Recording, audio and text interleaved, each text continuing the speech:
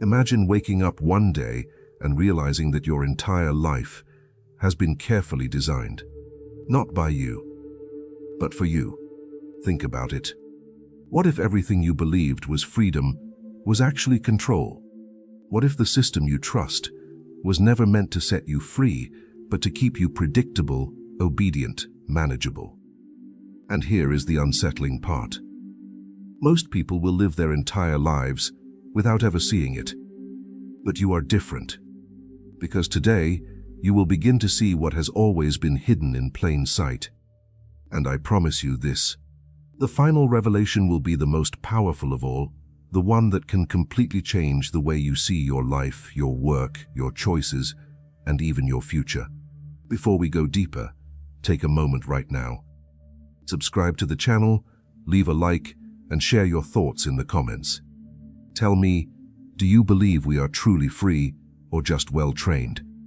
Because what you are about to discover might challenge everything you think you know. We are told that slavery ended long ago, that chains were broken, that humanity evolved, that we are now living in the age of freedom, choice, and opportunity. But what if slavery never disappeared?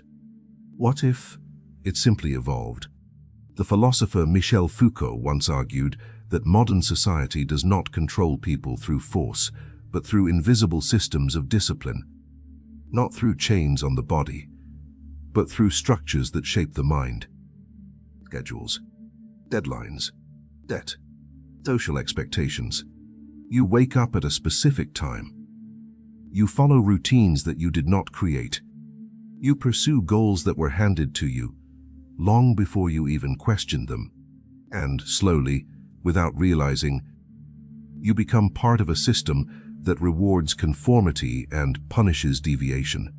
But ask yourself honestly, when was the last time you truly chose your life instead of following it? This is where the illusion begins. Modern slavery does not look like oppression. It looks like normal life. A job that drains your energy, but pays just enough to keep you dependent. A lifestyle you must maintain, even if it costs your peace. A constant pressure to produce, perform, and prove your worth. Karl Marx once described this as alienation, a condition where you become disconnected from your own essence, because your life is no longer truly yours. You sell your time. You sell your energy. And eventually, you begin to sell your identity. But here is the deeper question. If your time is not yours, if your thoughts are influenced, if your desires are shaped by forces you do not even see, then what exactly is freedom? And more importantly, who benefits from you never asking this question? Because the moment you begin to question, the system begins to lose its power. And that is exactly why most people are taught not to think too deeply. Stay busy. Stay distracted. Stay entertained. But never truly aware. Yet something inside you already knows that something is not right. That feeling is not weakness. It is awareness beginning to wake up. And in the next part, you will understand the first mechanism that keeps people trapped without chains, a mechanism so subtle, most people defend it without even realizing. Tell me in the comments, have you ever felt like your life is being lived on autopilot? Your answer might reveal more than you think. There is a silent force shaping your life, and most people never question it. It does not shout. It does not force. It does not need to, because it was installed in you long before you became aware of it. From the moment you were born, a path was laid out. Go to school. Follow instructions. Get good grades. Find a stable job. Work hard. Consume. Repeat. And if you follow this path, you are rewarded. If you question it, you are warned. Jean-Jacques Rousseau once wrote, "Man is born free, and everywhere he is in chains." But these chains today are not made of iron. They are made of expectations. Invisible, yet incredibly powerful. You are taught what success looks like before you even discover what fulfillment feels like. You are told what to desire before you understand who you truly are. And slowly, without realizing, your life becomes a reaction, not a creation. Think about this carefully. How many of your goals are truly yours? How many of your desires were planted in your mind through comparison, media, or social pressure? Friedrich Nietzsche warned about this long ago. He spoke of the herd mentality, a condition where individuals stop thinking independently and begin to adopt the values of the majority, simply to belong. Because belonging feels safe. But safety can be the most sophisticated prison of all. You follow trends you do not believe in. You pursue lifestyles you do not enjoy. You measure your worth based on standards you never agreed to. And the most dangerous part is this: you start believing that this is normal, that this is life, that this is freedom. But it is not. It is conditioning. Systems so effective that it convinces you that obedience is choice. And here is where it becomes even more subtle. You are not just controlled by external systems. You begin to control yourself. You silence your own doubts. You ignore your own instincts. You suppress your own questions, because stepping outside the pattern feels uncomfortable, uncertain, risky. But ask yourself this: is comfort worth the cost of your authenticity? Carl Jung believed that the greatest tragedy is not living a difficult life, but living a life that is not truly yours, a life where you never meet your real self. And that is what modern slavery protects the most. Not your body, but your identity. Because once you discover who you truly are, you become unpredictable, and an unpredictable person cannot be controlled. This is why distraction is everywhere. Endless content, endless noise, endless stimulation. Not to entertain you, but to keep you from noticing. Because silence leads to reflection, and reflection leads to awareness. And awareness is the beginning of freedom. But here is the question you must face. If everything around you is designed to keep you distracted, then what might you discover if you finally stop?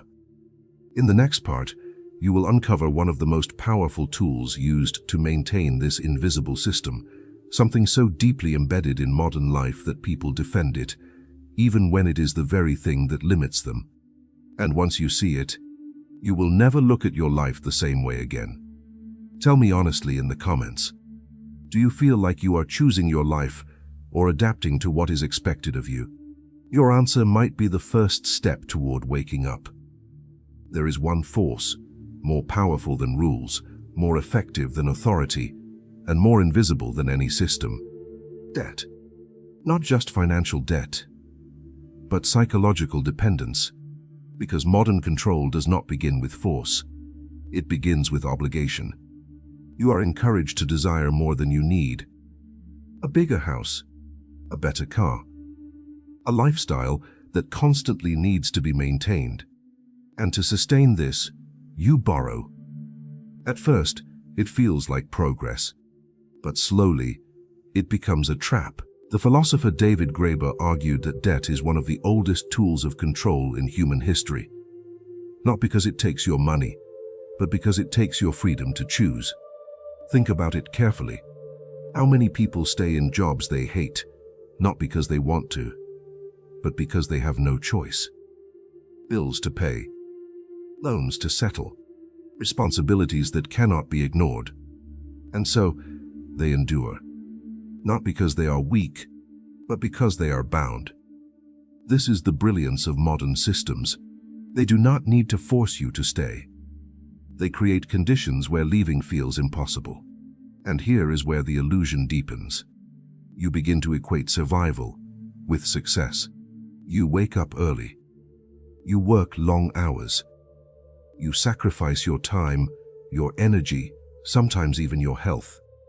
And at the end of it, you feel exhausted. But you tell yourself, this is what life is. But is it? Or is it a system that has convinced you that constant struggle is normal and even admirable? Erich Fromm once described this as the shift from being to having, where people no longer define themselves by who they are, but by what they own.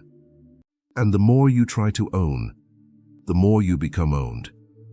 Because every possession comes with a cost, not just financial, but psychological. You must maintain it, protect it, justify it, and in doing so, you give away pieces of your freedom. But here is the most subtle layer of all. You begin to defend the very system that traps you. You say things like, "This is just how the world works. Everyone has to go through this. There is no other way." But these are not truths. They are beliefs reinforced over time. And the more you repeat them, the more real they become. Now ask yourself this. If your choices are limited by what you owe, if your time is controlled by what you must pay, then who is really in control of your life? Because the moment you realize that your freedom is conditional, you begin to see the structure behind the illusion. And this is where discomfort begins. Because awareness does not feel good at first. It feels unsettling. It challenges everything you thought was stable. But that discomfort is the doorway. Because once you see it, you cannot unsee it. And in the next part, you will uncover something even deeper, something that operates silently within your own mind, shaping your decisions before you are even aware of them. A mechanism so powerful that it makes you believe you are choosing, when in reality, you are being guided. And when you understand this, you will start to question every decision you have ever made. Tell me in the comments, do you feel free to leave your current path, or do your responsibilities hold you in place? Your answer may reveal more than you expect. There is something even more powerful than debt, something that does not just limit your choices, but shapes them before they even appear. Your mind. But not in the way you think.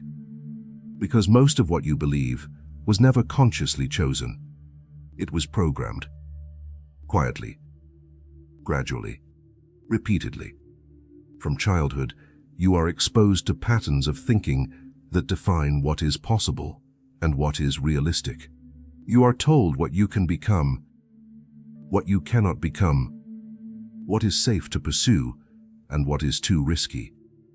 And over time, these ideas stop feeling like external influences. They start feeling like you.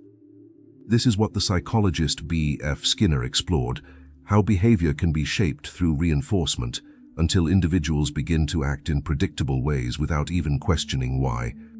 You are rewarded for certain behaviors. You are discouraged from others. And eventually, you no longer need external control, because you become self-regulated. Think about how powerful that is. A system that does not need to control you directly, because you are already controlling yourself. You hesitate before taking risks. You doubt your own potential.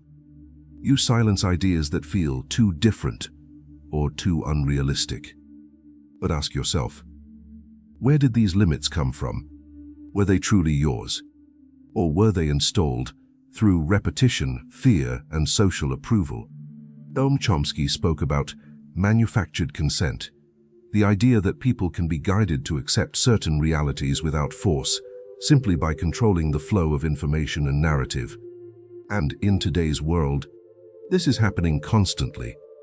Through media, through culture, through algorithms that show you exactly what keeps you engaged, but not necessarily what makes you aware. You are not just consuming information. Information is shaping you, your beliefs, your fears, your ambitions. And the most dangerous part is this. You begin to defend these beliefs as if they were your own. But here is the truth most people never confront. If your thoughts are influenced, if your fears are conditioned, if your desires are shaped, then how much of your life is truly yours? Carl Jung believed that until you make the unconscious conscious, it will direct your life and you will call it fate. Think about that for a moment. You think you are making choices, but many of those choices are simply reactions to patterns you never questioned. And this is how modern slavery becomes invisible, because it is not imposed. It is internalized. You do not need chains when your own mind keeps you in place. But here is where everything begins to change. The moment you start observing your thoughts, instead of blindly following them, a gap appears, a space between stimulus and response. And in that space, there is something powerful. Choice. Real choice. But very few people ever reach this point, because it requires something uncomfortable. Questioning everything. Your beliefs, your habits, your identity. And most people would rather stay comfortable than face uncertainty. But you are not most people, because you are still here, listening, questioning, feeling that something deeper is unfolding. And in the next part, you will discover one of the final layers of this invisible system, the one that keeps people distracted, entertained, and emotionally controlled without them ever realizing it. And once you see it, you will understand why silence has become so rare and so powerful. Tell me honestly, have you ever questioned your own thoughts, or do you simply accept them as truth? Your answer may be the beginning of your awakening. There is one layer of control, so subtle, so normalized, that most people defend it without hesitation. Distraction. Not the obvious kind, but the constant, invisible flood of stimulation that keeps your mind occupied all the time. Because a distracted mind is an obedient mind. Blaise Pascal once observed that all of humanity's problems stem from man's inability to sit quietly in a room alone. Think about that. Silence. Stillness. Moments where nothing is happening. Why do they feel so uncomfortable? Because in those moments, there is nothing to escape into. No noise. No entertainment. No external input. Only you and your thoughts. And that is exactly what modern systems avoid at all costs. You are surrounded by endless streams of content. Notifications. Videos. Music. Information that never stops. And at first, it feels like freedom. Unlimited access. Unlimited entertainment. But look closer. When was the last time you sat in silence, without reaching for your phone? When was the last time you allowed your mind to wander, without interruption? Because something interesting happens in silence. You begin to notice. You begin to reflect. You begin to question. And that is dangerous. For any system that depends on your unconscious participation. The philosopher Herbert Marcuse described modern society as one that creates false needs, desires that keep individuals consuming and distracted, rather than aware and fulfilled. You feel the urge to check your phone, to scroll, to watch just one more video. But is that truly your choice? Or is it a habit, carefully reinforced over time? Because every second of your attention has value, and there are systems competing for it. Not to enlighten you, but to capture you. And once your attention is captured, your time is no longer yours. Your focus is fragmented. Your thoughts are interrupted. Your ability to go deep slowly disappears. And with it, your ability to truly understand yourself. But here is the most important realization. Distraction is not just about wasting time. It is about avoiding awareness. Because awareness requires stillness. And stillness forces you to confront questions like, am I living the life I truly want? Or am I just following patterns that feel familiar? Am I choosing or reacting? Most people never stay in silence long enough to hear the answers. Because the answers can be uncomfortable. They can challenge everything, but they can also set you free. And that is why distraction is so powerful. Not because it controls you directly, but because it keeps you from discovering that you are already capable of freedom. Now consider this. If your attention is constantly pulled outward, if your mind is always occupied, then when do you actually live your life? Because life is not what you consume. It is what you experience, consciously. And that requires presence. And presence requires awareness. In the next part, you will uncover something even deeper, the emotional layer that keeps people attached to the very systems that limit them. Because control is not just logical, it is emotional. And once you understand how emotions are used to maintain this invisible structure, you will begin to see why so many people resist change, even when they are unhappy. Tell me in the comments, do you feel in control of your attention, or is it constantly being pulled in different directions? Your answer might reveal who is really in control. There is one final layer that makes this entire system incredibly difficult to escape: emotion. Because control is not sustained by logic alone. It is sustained by how you feel: fear, security, approval, belonging. These are not weaknesses. They are deeply human needs. And that is exactly why they are so powerful. The system does not just shape what you do, it shapes what you feel about what you do. You stay in situations that drain you because you fear instability. You follow paths that do not fulfill you because you fear judgment. You silence your truth because you fear rejection. And slowly, fear becomes a boundary you no longer question. The philosopher Søren Kierkegaard spoke about this, the idea that most people live within what he called the crowd, where the greatest danger is not losing yourself suddenly, but gradually. So gradually that you do not even notice. Because every time you choose safety over authenticity, every time you avoid discomfort instead of facing it, you reinforce the structure that keeps you in place. But fear is only one side of the equation. There is also comfort, routine, predictability, familiar patterns that make life feel stable. And here is the paradox. The same things that make you feel safe can also keep you trapped. You stay because it is easier. You stay because it is known. You stay because leaving would require uncertainty. But ask yourself this: is stability worth the cost of your potential? Because growth never happens in comfort. It happens in uncertainty, in risk, in the willingness to step beyond what feels safe. Abraham Maslow described this as the tension between safety and growth, where every individual must choose, again and again, between staying where they are or becoming something more. And most people choose safety, not because they lack strength, but because they have been conditioned to fear the unknown more than they desire freedom. And this is how the system sustains itself, not through force, but through emotional attachment. You defend what is familiar.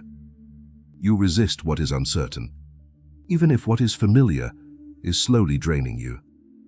But here is where everything begins to shift.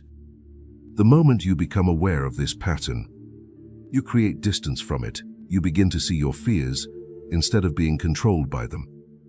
You begin to question your comfort instead of blindly trusting it. And in that moment, something changes. Because awareness transforms fear.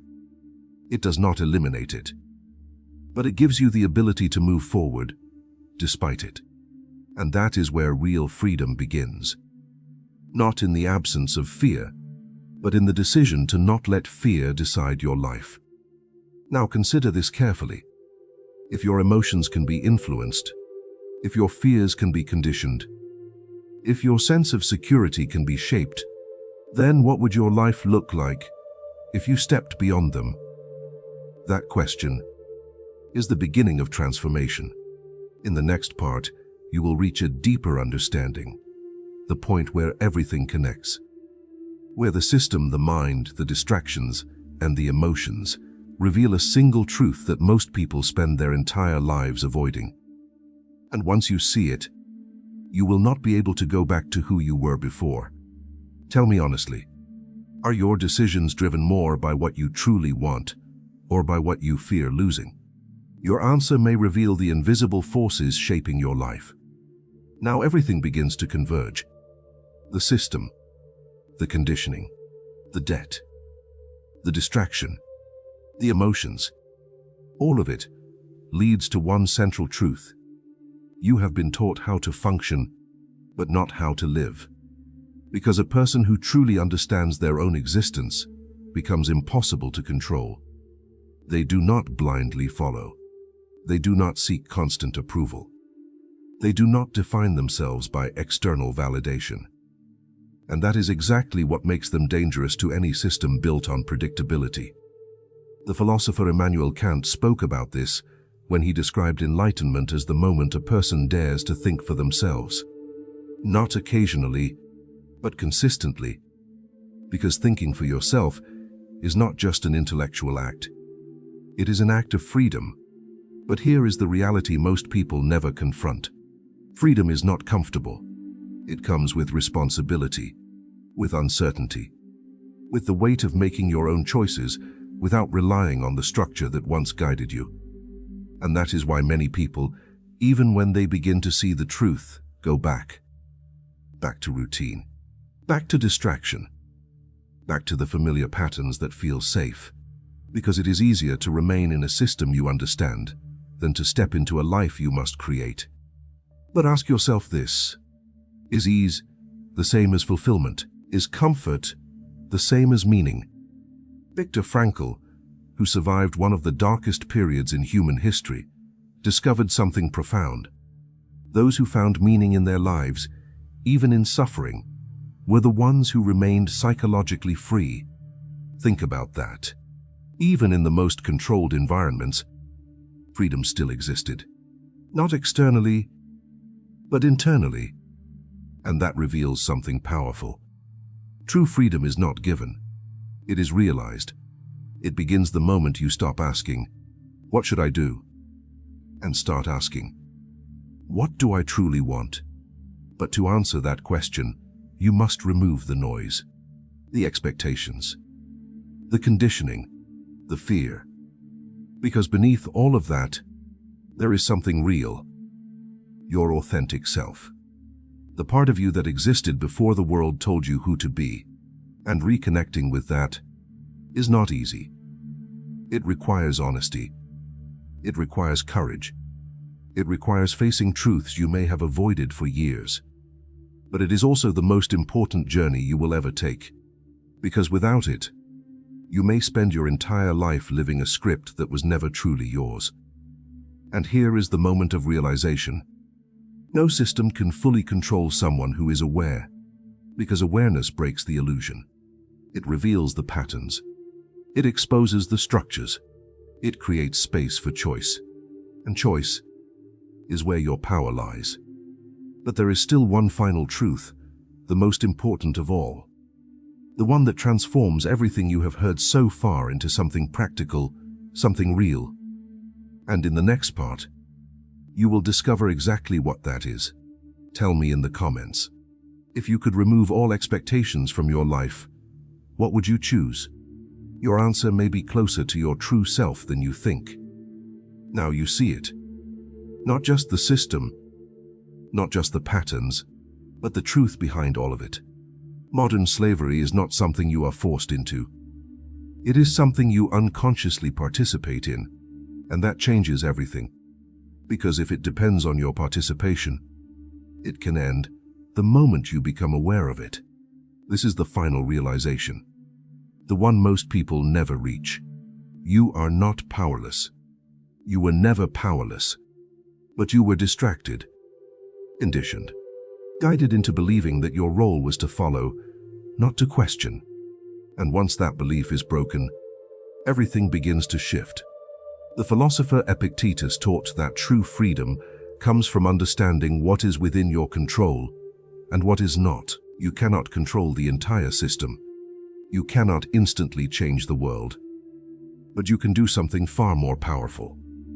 You can reclaim your awareness. Because awareness changes how you see everything. You begin to question your routines. You begin to observe your thoughts. You begin to notice where your time, your energy, your attention are being taken. And in that observation, you regain something that was always yours. Choice. Real choice. Not the illusion of choosing between limited options, but the ability to step back and redefine the game entirely. But let's be honest, This is not easy, because the moment you begin to change, you will feel resistance from others, from your environment, even from yourself, because growth disrupts patterns, and patterns resist disruption. But here is the difference between those who remain trapped and those who become free. One group waits for the system to change. The other changes themselves within it. They become intentional. They stop reacting and start creating. They become aware of what they consume, aware of how they think, aware of what they tolerate. And slowly, their life begins to reflect that awareness, not perfectly, but consciously. And that is the key. Freedom is not a single moment. It is a continuous process of awareness, a daily decision to not fall back into unconscious patterns, a willingness to question, even when it is uncomfortable, a commitment to live deliberately instead of automatically. Now ask yourself this, honestly. If nothing changes, where will your current path lead you? 5 years from now, 10 years from now, will you feel fulfilled, or will you feel like something is missing? Because the truth is, time will pass either way. The question is, will you be present for your own life, or will you simply go through it? You do not need to break free from everything overnight. You just need to begin. One decision, one moment of awareness, one choice that is truly yours. And from that moment, everything can change. If this message resonated with you, subscribe to the channel, like this video, and share it with someone who needs to hear this. And in the comments, I want you to answer this. What is one thing in your life that you now see differently? Because awareness shared becomes transformation multiplied. And remember, the greatest prison is the one you do not see. But the moment you see it, you are already on your way out.